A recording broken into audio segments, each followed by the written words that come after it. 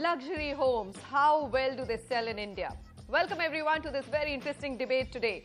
Rising incomes, exposure to the best in the world, depreciating rupee and the resultant NRI rush to grab a piece of India's real estate action has all led to a boom, or at least perceived boom, in India's luxury housing market. In fact, the tremor days of post-subprime crisis seem to have been forgotten. Developers are back again in the game. And luxury to super luxury, glitzy ads, new launches make for lovely cover jackets of national and regional newspapers. So much so that the finance minister decided, well, if you can afford a 1 crore house in this country, then get ready to pay the government a little bit more on taxes. Today on our panel, we're going to talk luxury, define luxury and delve into what you should be entitled to if the project is being sold to you as luxury. Most importantly, as we brace ourselves to some rocky months ahead on the economic front, we'll also like to find out how well will luxury and super luxury sell in the coming days. My panel today, Sanjay Sachdev, Executive Director, Advance India Projects Limited, who's got, of course, experience in launching luxury not only in a market which is ripe and hot for it, which is Gurgaon, but in smaller towns like Amritsar.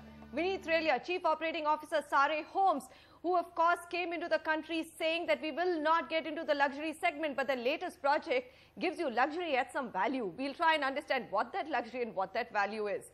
Sameer Jasuja, CEO and founder of Prop Equity, his data will tell you the real story on what's going on in this luxury market, and of course Sameer with his usual, unusual perspective to tell us where's this market headed.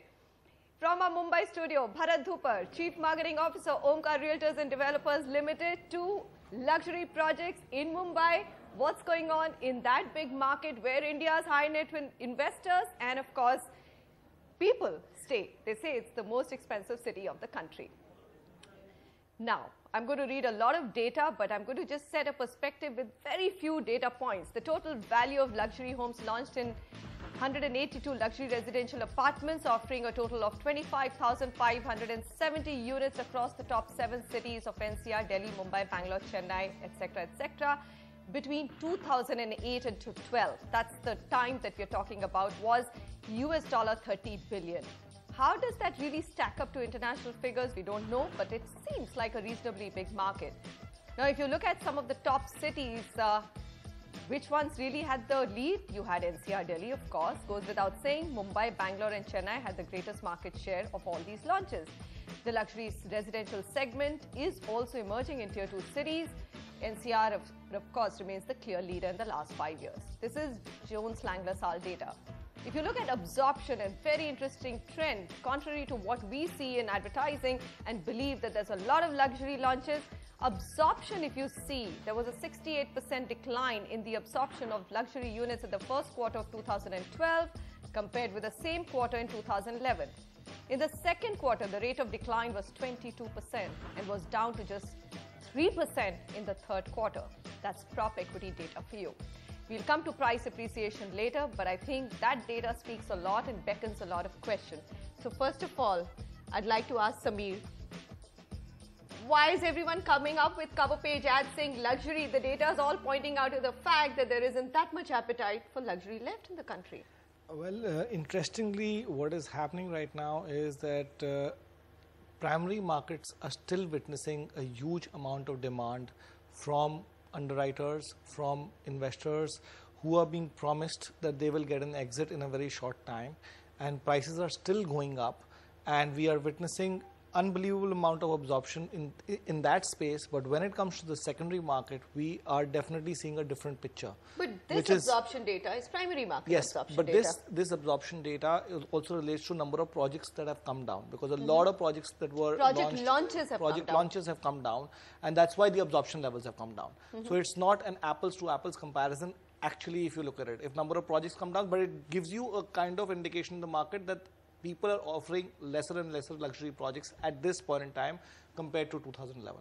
All right, so Bharat, this defines, tell me as a Chief Marketing Officer, cover page ads, it takes that much to announce luxury. A jacket cover of a national paper, what is it that you want to sell, and does it come so expensive, and that kind of advertising blitz is required? You know, if you look at Mumbai owning an apartment itself is a luxury.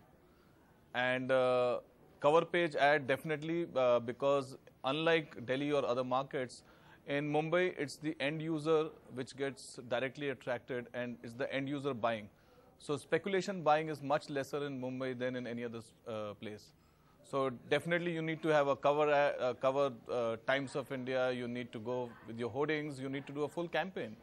It's just not about the Times of India ad or a cover page ad. Okay, so is it tougher to sell luxury vis-a-vis the, let's say, affordable to mid to even premium? It actually depends. As I said, in Mumbai, everything is luxury. So affording a house is luxury. But if you look at it, if I was like we are coming up with a project in Worli, now there naturally I will not make an affordable housing.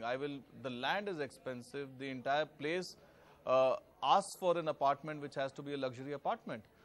People who are staying in depleted buildings in places like Malabar Hills, Valkeshwar, etc., they need to move into some luxurious high-end apartments.